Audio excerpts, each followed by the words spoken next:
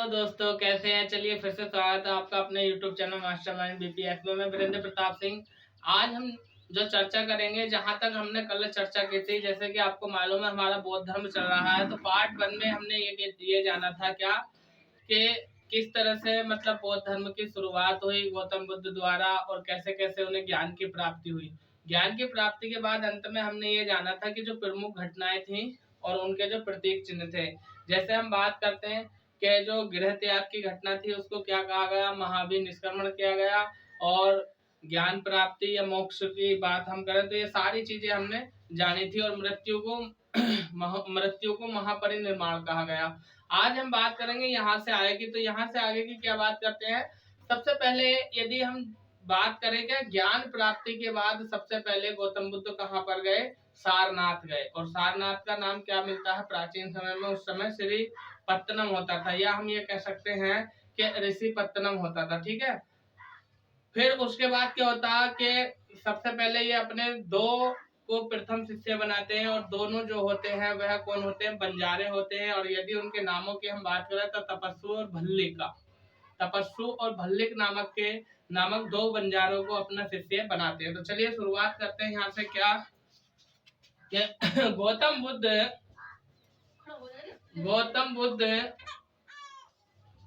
ज्ञान प्राप्ति के बाद सर्वप्रथम या सबसे पहले कहाँ गए, सारनाथ गए। और सारनाथ में जाकर ही इन्होंने अपना प्रथम उपदेश दिया था। प्रथम उपदेश भी इन्होंने कहाँ दिया था, सारनाथ में दिया था। और उपदेश दिया था, और यहीं पर किनको दिया था, 6 व्यक्तियों को दिया था। 5 वो ब्राह्मण थे और एक जो था वो था श्रेष्ठी मतलब व्यापारी। उसके बाद हम बात करते हैं कि इन्होंने प्रथम शिष्य तो प्रथम शिष्य जो है दो बंजारों को प्रथम शिष्य बनाया था। एक का नाम था तपस्सु और दूसरे का नाम था भल्लीक।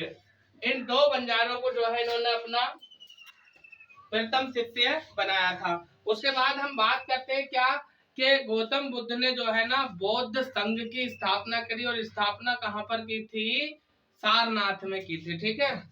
बौद्ध संघ की स्थापना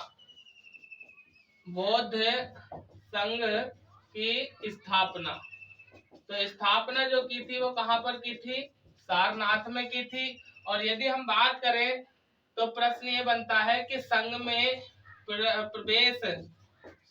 प्रवेश करने की शर्तें रखी थी इन्होंने। संघ में प्रवेश करने की जो शर्तें रखी थी वो क्या क्या शर्तें थी। सबसे पहली बात क्या कि 15 वर्ष से कम आयु के व्यक्तियों को प्रवेश नहीं दिया जाता था। यानी 15 वर्ष से कम आयु के व्यक्ति को प्रवेश नहीं दिया जाता था। और किसको प्रवेश नहीं दिया जाता था, ऐसे लोग जो बीमार हो, चोर हो, हत्यारे हो, दास हो, सेवक हो, ऐसे व्यक्तियों को भी प्रवेश नहीं दिया जाता था। और किन्हें प्रवेश नहीं दिया जाता था, बीमार, दास, चोर, हत्यारा, ऐसे व्यक्तियों को प्रवेश नहीं दिया जाता था। ठीक है, नहीं दिया जाता था। और उसके बाद जो प्रवेश नहीं दिया जाता था, महिलाओं को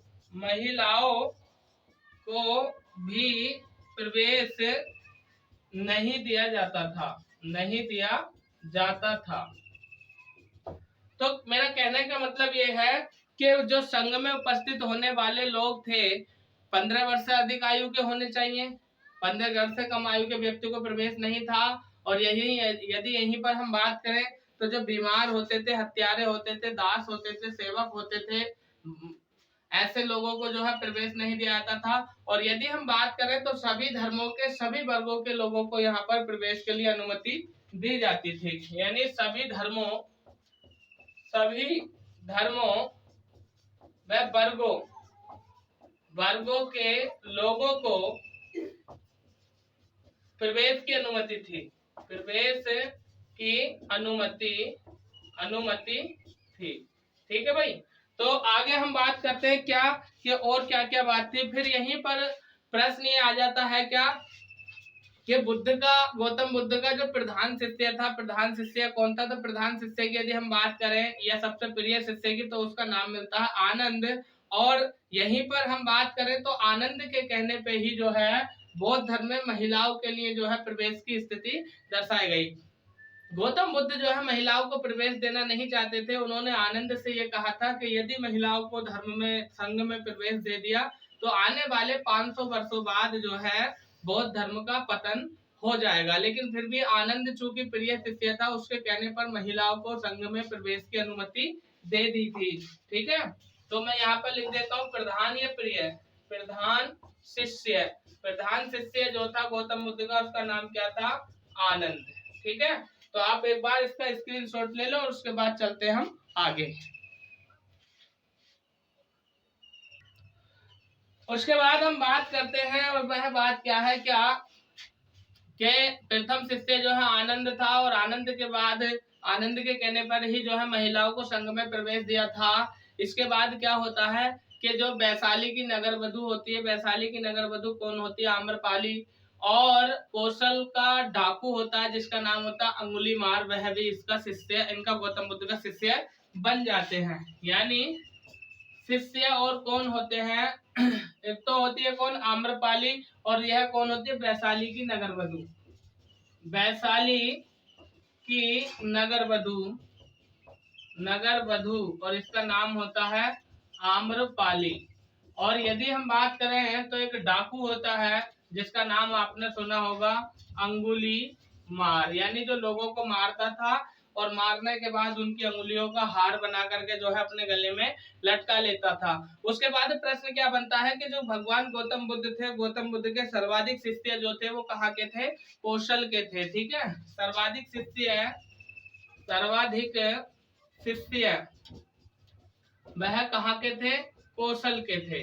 और यदि यहीं से हम बात करें तो प्रश्न ये बन जाता है कि सर्वाधिक उपदेश, सर्वाधिक उपदेश जो दिए थे वो कहाँ पर दिए थे गौतम बुद्ध ने? तो सर्वाधिक उपदेश दिए थे श्रावस्ती में, सर्वाधिक उपदेश श्रावस्ती, सर्वाधिक उपदेश श्रावस्ती में दिए थे गौतम बुद्ध ने। इसके बाद प्रश्न क्या बनता है कि प्रथम महिला कौन थी जिसको जो है इन्होंने दीक्षा दी, या जो संघ में प्रवेश करने के बाद प्रथम महिला इनकी शिष्य बनी? तो प्रथम महिला की यदि हम बात करें तो इनकी सौतेली माँ थी जिसका नाम था प्रजापति। और जब इसको संघ में प्रवेश दे दिया और ये जो है गौतम बुद्ध से मतलब गौतम बुद्ध की सेवा में लग गई, तो उसका इसके साथ नाम की प्रजापति के साथ लग गया गौतमी, तब से ये प्रजापति गौतमी कहलाई। ठीक है, यानी प्रथम महिला शिष्य, प्रथम महिला शिष्य। और प्रथम महिला शिष्य कौन थी इनकी? सौतेली माँ, सौतेली माँ थी जिसका नाम था प्रजापति। और जब शिष्य बन गई तो इनके नाम पर क्या लग गया? गौतमी।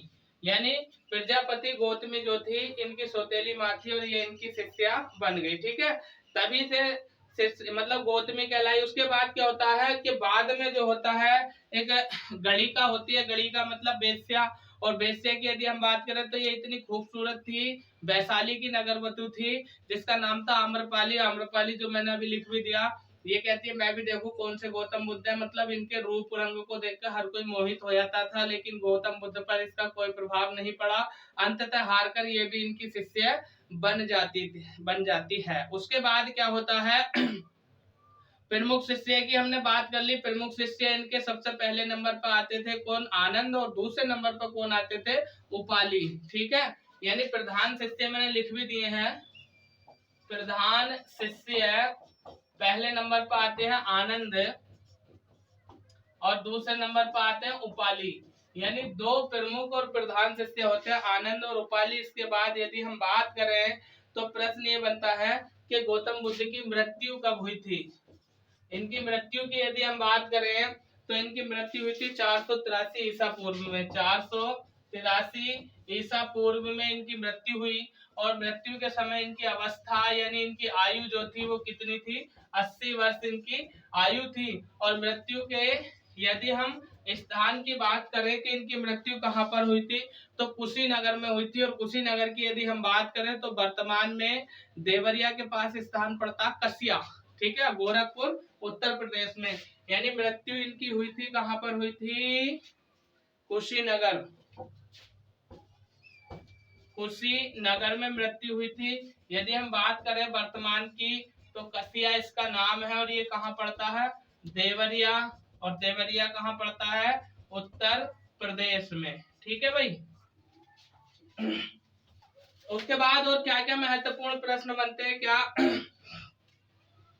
कि इनकी मृत्यु कैसी होती है। यदि मृत्यु की हम बात करें तो ऐसा बताया जाता है क्या, एक सुनार होता है चंदू नाम का, एक चंदू नाम का व्यक्ति होता है, उसके घर पर ये जो है, उसके घर पर खाना खाते हैं, खाना खाने से जो है इनकी मृत्यु हो जाती है। और ऐसा भी बताया जाता है कि धोखे से इनको मांस खिला दिया जाता है, और मांस खिलाने के कारण कई पुस्तकों में ये भी लिखा है कि धोखे से सुअर का मांस इनको खिला दिया जाता है, ठीक है। तो चंदू नामक व्यक्ति जो सुनार होता है उसके घर पर खाना खाने से इनकी मृत्यु हो जाती है, यानी चंदू का खाना खाने से, चंदू का खाना खाने से, चंदू का खाना खाने से इनकी मृत्यु हो जाती है। फिर क्या होता है, फिर क्या होता है कि इनकी मृत्यु के बाद ही यदि हम बात करें तो इनकी मृत्यु के बाद ही जो है क्या होता है कि प्रथम बौद्ध संगति की स्थापना होती है। प्रथम बौद्ध संगति की यदि हम बात करें तो मैं आपको चारों बौद्ध संगतियां लिखवाऊंगा। क्या होता है कि इनकी मृत्यु के बाद जो मगध नरेश होते हैं, अजात शत्रु होते हैं, इनके कहने पर क्या है, राजगिरे में एक गुफा होती है और उस गुफा का नाम पड़ता है सप्तपर्णी गुफा, और वहां पर जो है सभा का आयोजन यानी प्रथम संगति का आयोजन किया जाता है, ठीक है। मृत्यु के बाद प्रथम बौद्ध संगीति का आयोजन होता है। और आयोजन कहाँ पर होता है, राजगृह में होता है। और किसके उस समय जो शासन काल होता है मगध का नरेश जो होता है वह अजात शत्रु होता है, यानी मगध नरेश कौन होता है, अजात शत्रु, ठीक है। और स्थान की यदि हम बात करें, स्थान तो राजगिरा, और राजगिरे में भी कहां पर एक गुफा होती है, सप्तपर्णी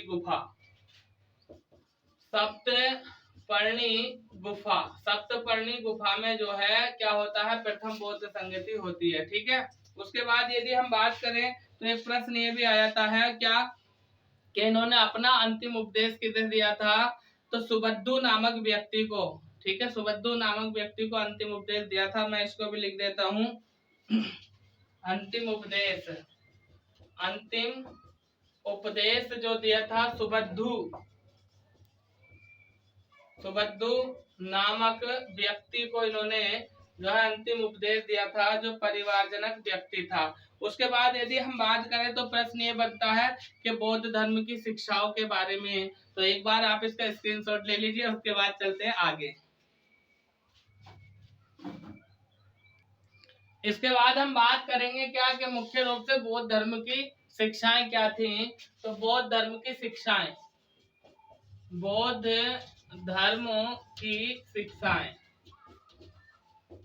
तो बौद्ध धर्म की शिक्षाओं की यदि हम बात करें तो मुख्य रूप से चार आर्य सत्य होते हैं। और चार आर्य सत्य कौन से होते हैं, पहले की यदि हम बात करें तो गौतम बुद्ध ने कहा था संसार दुखों से भरा है, यानी दुख, संसार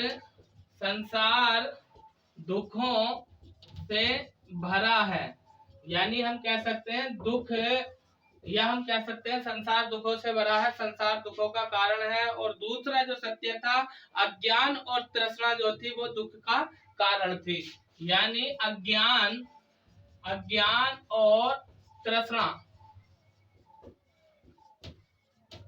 दुखों का कारण थी, अज्ञान और तृष्णा दुखों का कारण थी, या हम कह सकते हैं इसको क्या, दूसरे नंबर पर दुख समुदाय, यानी जब व्यक्ति अज्ञान होगा, उसको किसी चीज का ज्ञान नहीं होगा, तो वह किसमें फंस जाएगा, दुख में फंस जाएगा।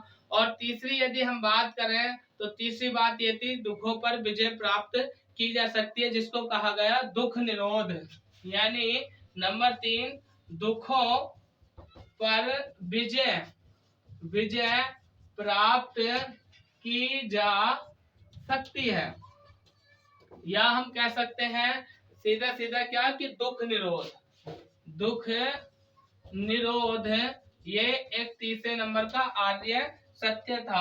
और चौथे नंबर की यदि हम बात करें तो क्या बताया था, अष्टांगिक मार्ग। अष्टांगिक मार्ग की यदि हम बात करें, अष्टांगिक मार्ग व अभ्यास से दुख को समाप्त किया जा सकता है, या हम सीधा सीधा कह सकते हैं क्या कि दुखों को समाप्त करने के लिए अष्टांगिक मार्ग को अपनाना पड़ेगा। यानी अष्टांगिक मार्ग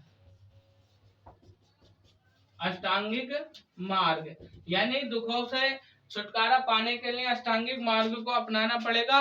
उसके बाद यदि हम बात करें तो प्रश्न ये भी बन जाता है क्या कि बौद्ध धर्म के जो होते हैं अष्टांगिक मार्ग का मतलब 8 मार्गों की यदि हम बात करें तो जैसे पहले नंबर पर आ जाता सम्यक दृष्टि, यानी दृष्टि मतलब निगाह, व्यक्ति की दृष्टि सही होनी चाहिए। सम्यक संकल्प यानी अच्छे कर्मों के लिए संकल्प लेना चाहिए। फिर सम्यक वाणी, सम्यक कर्म, सम्यक आजीव, और यदि हम बात करें तो सम्यक व्यायामाश्रय और सम्यक स्मृति और सम्यक समाधि। ठीक है, तो मैं इनको लिख नहीं रहा हूं, आप वीडियो को रोको और लिख लो। एक बार फिर से बोल रहा हूं, अष्टांगिक मार्ग कौन कौन से थे, 8 मार्ग। नंबर 1 सम्यक दृष्टि, नंबर 2 संयम यानी सम्यक, नंबर 1 सम्यक दृष्टि, नंबर 2 सम्यक संकल्प, नंबर 3 सम्यक वाणी, सम्यक कर्म, सम्यक आजीव, और सम्यक जो है व्यायामाश्रय, सम्यक स्मृति और सम्यक समाधि। ठीक है,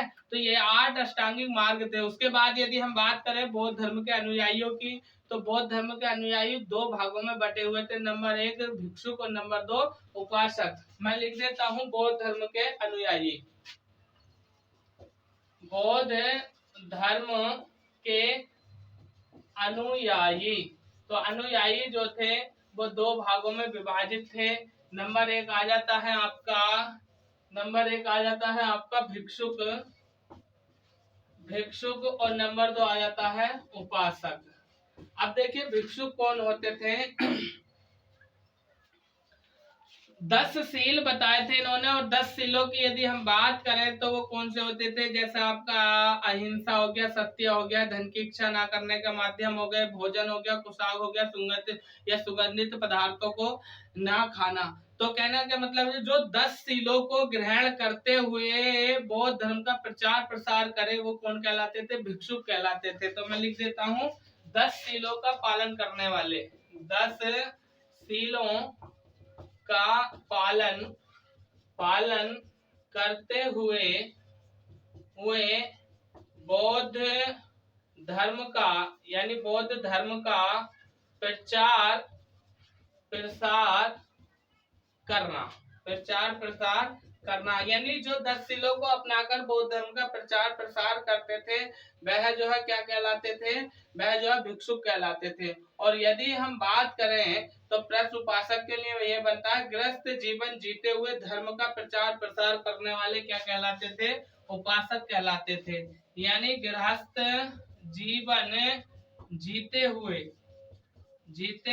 हुए धर्म का प्रचार प्रसार करना, गृहस्थ जीवन जीते हुए धर्म का प्रचार प्रसार करने वाले जो होते थे वह क्या कहलाते थे, उपासक कहलाते थे। और उसके बाद यदि हम बात करें भिक्षुक जब बौद्ध धर्म में दीक्षित होता था तो वह प्रक्रिया क्या कहलाती थी, प्रवज्या कहलाती थी। यानी जब भिक्षुक बौद्ध धर्म में प्रवेश करता था या दीक्षा लेता था तो वह प्रक्रिया क्या कहलाती थी, प्रवज्या कहलाती थी। तो मैं लिख देता हूँ भिक्षु का बौद्ध धर्म में दीक्षित होने की प्रक्रिया।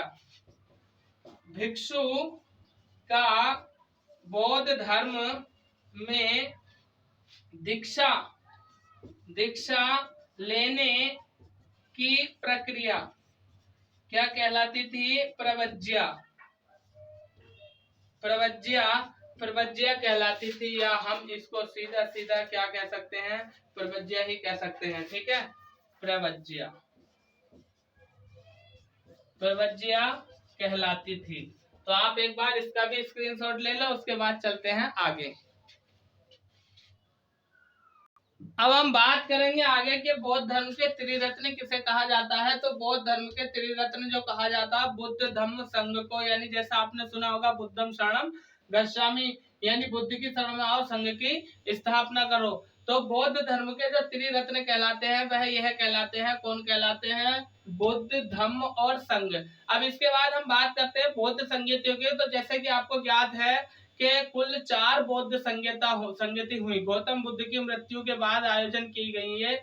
हम लिख सकते हैं, मैं लिख रहा हूं यहाँ पर कि पहली बौद्ध संगति कब हुई। तो सबसे पहले मैं लिख देता हूं क्या, प्रथम बौद्ध संगति, संगति कहते हैं या हम सभा कहते हैं। और यदि हम बात करें कुल कितनी बौद्ध संगति हुई थी, तो 4 बौद्ध संगति हुई थी। और प्रथम बौद्ध संगति की यदि हम बात करें तो सीधा सीधा प्रश्न बनता है कि इसका आयोजन कब हुआ था, 483 ईसा पूर्व में हुआ था। यानी गौतम बुद्ध की मृत्यु के बाद प्रथम बौद्ध संगति का आयोजन हुआ था। और स्थान की यदि हम बात करें तो राजगृह में हुआ था।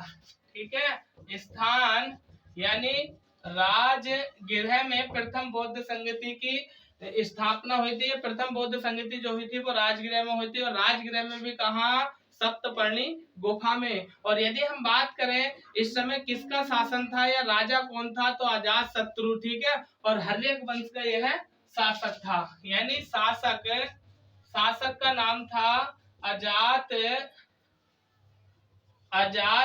शत्रु। और अजात शत्रु की यदि हम बात करें तो यह हर्यक वंश का शासक था।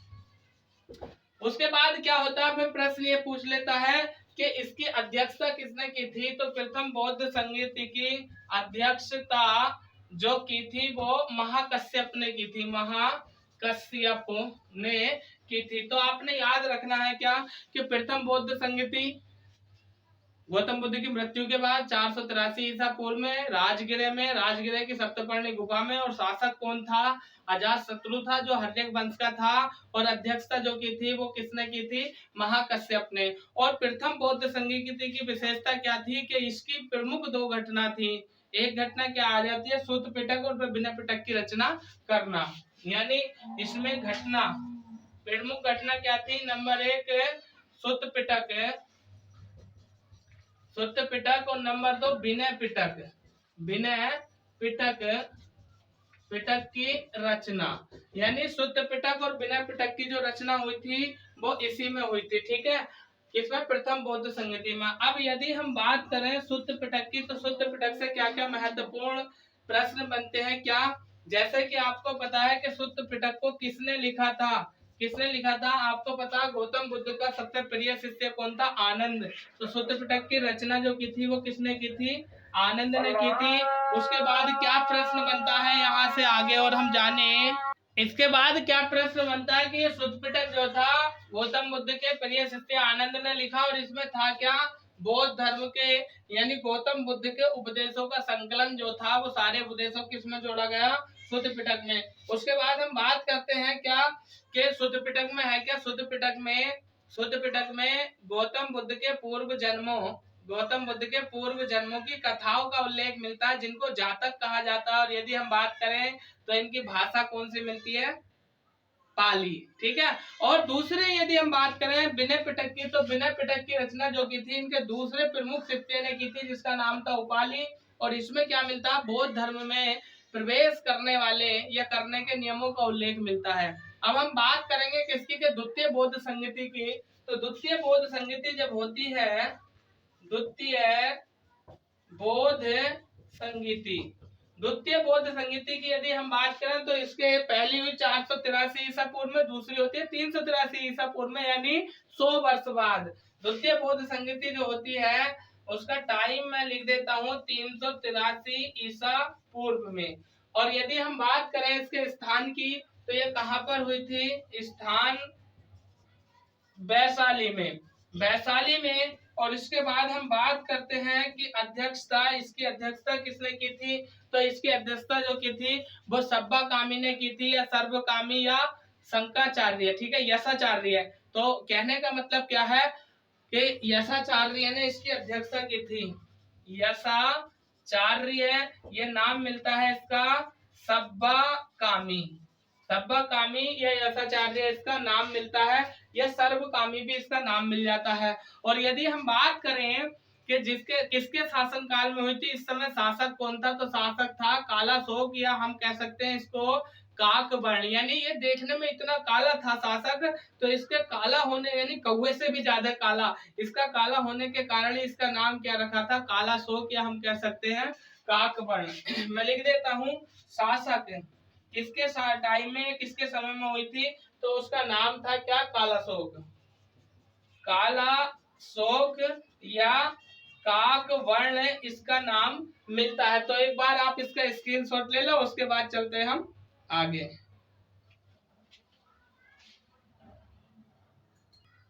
इसके बाद हम बात करते हैं तृतीय बौद्ध संगति की। तृतीय यानी तीसरी वाली बौद्ध संगति की। तृतीय बौद्ध संगति की यदि हम बात करें तो इससे क्या क्या प्रश्न बनते हैं। सबसे पहले इसका टाइम यानी समय पूछा जाता है, तृतीय बौद्ध संगति कब हुई। तो इसके स्थान की, इसके टाइम की यदि हम बात करें तो इसका टाइम आपसे कभी नहीं पूछेगा। क्यों? क्योंकि इसके समय में जो हमें क्या मिलता है, मतभेद मिलता है, या हम कह सकते हैं इसका समय अलग अलग मिलता है। क्या कहीं पर तो मिलेगा 251 ईसा पूर्व, कहीं पर मिलेगा 255 ईसा पूर्व। तो हम सीधा सीधा कह सकते हैं कि इसका टाइम नहीं पूछा जाता, लेकिन फिर भी मैं लिख देता हूँ कि ये जो हुई थी 251 या 255 ईसा पूर्व में हुई थी। और यदि हम बात करें इसके स्थान की कि प्रथम बौद्ध संगति जो हुई थी वह कहाँ पर हुई थी, इसके स्थान को लेकर के पाटलिपुत्र में यह हुई थी। पाटलिपुत्र में हुई थी। और यदि हम बात करें क्या कि शासक यानी वह कौन सा राजा था जिसके शासन काल में तृतीय बौद्ध संगति हुई थी, तो तृतीय बौद्ध संगति के लिए जाना जाता अशोक को। ठीक है, तृतीय बौद्ध संगति किसके शासन काल में हुई थी, अशोक के। और अशोक की यदि हम बात करें तो किस वंश का शासक था, ये मौर्य वंश का शासक था। मौर्य वंश का शासक कौन था, अशोक था। उसके बाद महत्वपूर्ण प्रश्न ये बनते हैं कि इसकी अध्यक्षता किसने की थी, तृतीय बौद्ध संगति की अध्यक्षता जो की थी वो मोगली पुत्र तिस्स ने की थी। मोगली पुत्र तिस्स यानी तिस्स द्वारा, मोगली पुत्र तिस्स ने जो है तृतीय बौद्ध संगति की अध्यक्षता की थी। और यदि हम बात करें क्या कि इसमें प्रमुख घटना क्या हुई, तो तृतीय बौद्ध संगति की जो प्रमुख घटना थी वह था तीसरे पिटक की रचना। और तीसरे पिटक का बौद्ध धर्म में नाम क्या मिलता है, अभिधम्म पिटक। ठीक है, यानी प्रमुख घटना अभिधम्म पिटक की रचना। अभिधम्म पिटक की रचना, अभिधम्म पिटक की जो तीसरा पिटक होता है, ये तीसरा पिटक होता है, इसकी जो रचना होती है वो तृतीय बौद्ध संगति में होती है। ठीक है, और यदि हम बात करें तो प्रश्न ये बनता है कि बौद्ध धर्म की दार्शनिक व्याख्या हेतु जो है मोगली पुत्र तिस्स द्वारा जो है ना इसकी रचना यानी स्थापना की गई। उसके बाद प्रश्न क्या बनता है कि जो अभिधम्म पिटक है इसको क्या कहा जाता है, अभिधम्म पिटक को बौद्ध धर्म में कथा वस्तु कहा जाता है। मैं लिख देता हूँ इसे, किसे, अभिधम्म पिटक को, इसे बौद्ध धर्म में कथा वस्तु कहा जाता है। अब हम बात करेंगे किसकी, चौथी बौद्ध संगति की, कि चतुर्बौद्ध संगति कब हुई। ठीक है,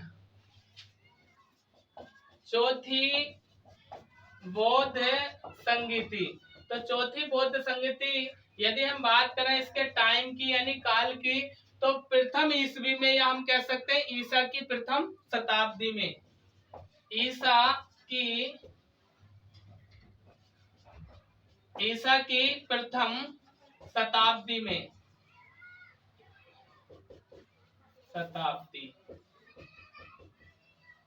ईसा की प्रथम शताब्दी में इसकी स्थापना मतलब जो है तृतीय बौद्ध संगति का आयोजन होता है। और यहीं से यदि हम बात करें तो प्रश्न बन जाता है आपके शासक को लेकर के कि किसके किस शासक के टाइम में, किसके काल में जो है इसकी मतलब जो है तृतीय बौद्ध संगति का आयोजन हुआ। तो यदि हम बात करें तो कुषाण वंश का शासक था जिसका नाम था कनिष्क। शासक कौन था? कनिष्क। और कनिष्क जो था वो किस वंश का शासक था? कुषाण वंश का शासक था कनिष्क। फिर यहाँ से प्रश्न बनता है कि तृतीय बौद्ध संगति की अध्यक्षता किसने की थी? तो वसुमित्र ने इसकी अध्यक्षता की थी। ठीक है। और यदि हम बात करें तो चौथी बौद्ध संगति एक ऐसी बौद्ध संगति थी कि अध्यक्ष के स्थान पर यहाँ पर एक उपाध्यक्ष भी हुआ था, और उस उपाध्यक्ष का मैं नाम यहाँ पर लिख देता हूँ, क्या? बुद्ध घोष या अश्व घोष। उपाध्यक्ष का नाम था बुद्ध घोष या अश्व घोष जो था ये उपाध्यक्ष था। ठीक है। इसके बाद हम बात करते हैं कि और बौद्ध धर्म की क्या क्या प्रमुख घटनाएं हैं। यदि बौद्ध धर्म की प्रमुख घटनाओं की हम बात करें तो संपूर्ण बौद्ध धर्म जो है दो भागों में विभाजित था, यानी विभाजित हो गया था। बाद में एक हीनयान और एक महायान, या बौद्ध धर्म की दो शाखाएं बन गई थी, जिसको हम कह सकते हैं एक तो थी हीनयान और दूसरी थी महायान। यानी बौद्ध धर्म की शाखाएं, बौद्ध धर्म की शाखाएं, और शाखाएं कितनी थी? दो थी। नंबर एक हीनयान, नंबर दो महायान।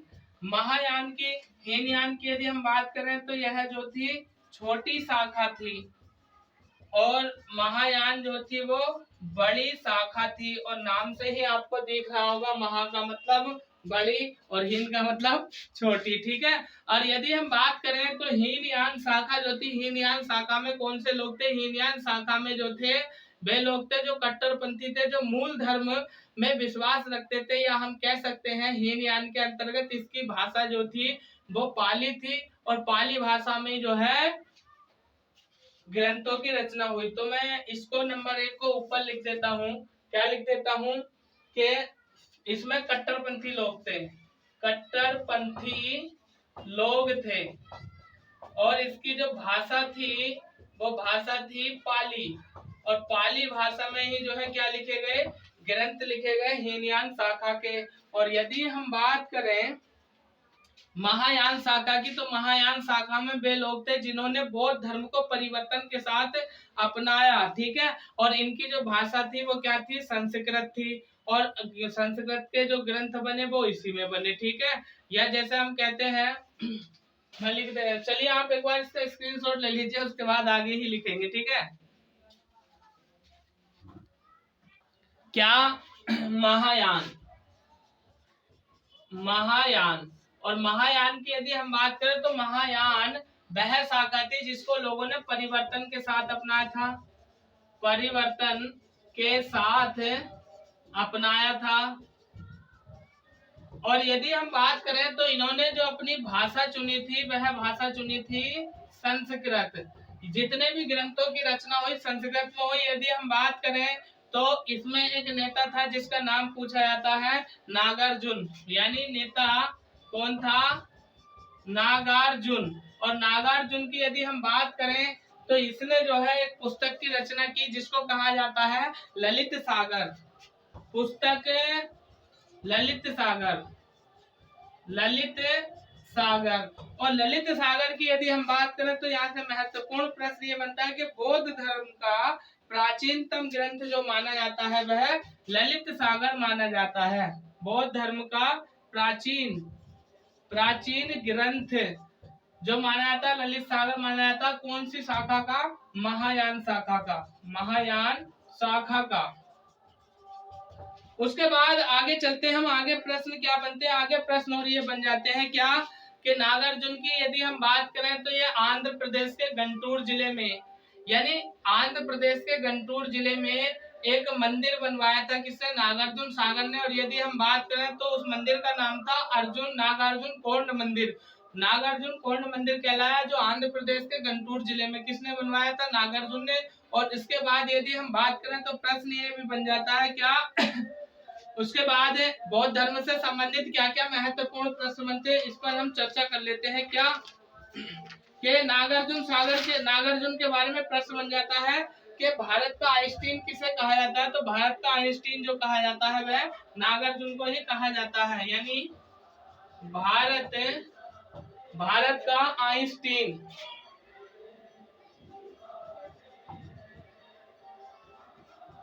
भारत का आइंस्टीन जो कहा जाता है वह किसे कहा जाता है, नागार्जुन को कहा जाता है। ठीक है। और हम बात करें क्या भगवान बुद्ध के बारे में, भगवान बुद्ध के बारे में क्या कि भगवान बुद्ध ने अपने जो उपदेश दिए वह किस भाषा में दिए, पाली भाषा में दिए। और यदि हम बात करें तो गौतम बुद्ध को यानी भगवान बुद्ध को एशिया का ज्योतिपुंज भी कहा जाता है। उपदेश की भाषा की यदि हम बात करें तो इनकी भाषा क्या थी, पाली थी। और इन्हें क्या कहा जाता है, इन्हें कहा जाता है एशिया का ज्योतिपुंज या light of Asia, LIGHT, light of Asia किसे कहा जाता है, light of Asia Gautam Buddha को, या हम सीधे सीधे कह सकते हैं कि गौतम बुद्ध को एशिया का ज्योतिपुंज कहा जाता है। कारण क्या है, इसका कारण यह है कि बौद्ध धर्म का सबसे ज्यादा जो प्रचार प्रसार हुआ वो कहाँ पर हुआ, एशिया महाद्वीप में हुआ। और यदि हम बात करें अपने देश भारत की, तो भारत देश भी जो है वह एशिया महाद्वीप में ही पड़ता है। उसके बाद यदि हम बात करें तो जैसे आपको पता था क्या कि मौर्य वंश का एक शासक हुआ था जिसका नाम था अशोक। अशोक ने अपने पुत्र महेंद्र व पुत्री संघमित्रा को बौद्ध धर्म के प्रचार व प्रसार के लिए कहां पर भेजा था, श्रीलंका में भेजा था। यानी अशोक ने अपने पुत्र राहुल और पुत्री संघमित्रा को बौद्ध धर्म के प्रचार व प्रसार के लिए कहाँ भेजा था, श्रीलंका भेजा था। और उस समय यदि हम बात करें कि श्रीलंका का शासक कौन था, तो श्रीलंका का शासक इस समय था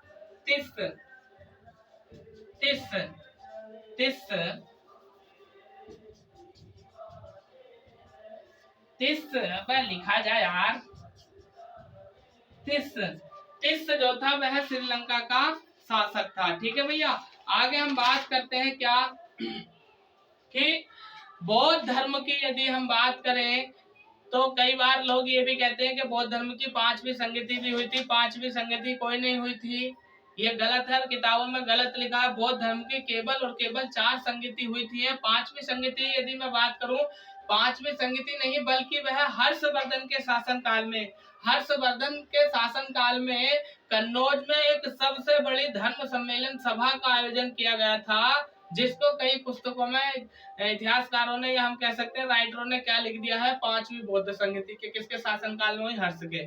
तो वह 5वीं बौद्ध संगति नहीं थी बल्कि कन्नौज धर्म सभा थी जो हर्षवर्धन ने आयोजन कराई थी। और कहां पर कराई थी, कन्नौज में, हर्षवर्धन के शासनकाल में। ठीक है भाई।